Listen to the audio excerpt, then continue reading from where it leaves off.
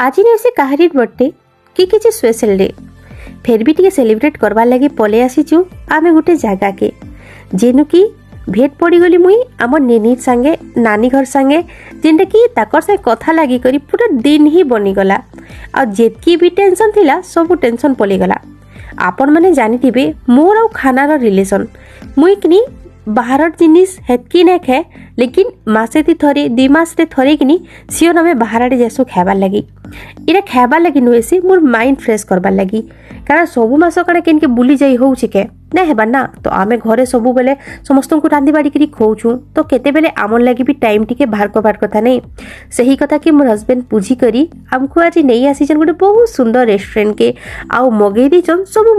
मोर मन पसंद खाना तार संगे मोर फेवरेट लुक को भी आनी देचन देखी पारुचन निनी के आ निनीर संगे किनी आमे पूरा सांग बागी कथा लागसु आ ई निनी के देखी करी ने भाबुन जे निनी बहुत बड़ान ई किनी मोर छुआर सांगर माने बाबूर सांगरार सोनुर सांगरार खाली हाइटटा बड़ी जे नेले किनी आमे दुई माजी पूरा गुटे तो छुआ मनकर भी माइंड फ्रेश हो गला देखु खेली करी बहुत सारा जिनिस खाई करी आउ नानी मानकर संगे टिके कथा लगी करी मोर भी दिनटा फ्रेश हो जाइए बहुत ही भल लागला सांग माने छोट वीडियोटा लाइक करबे।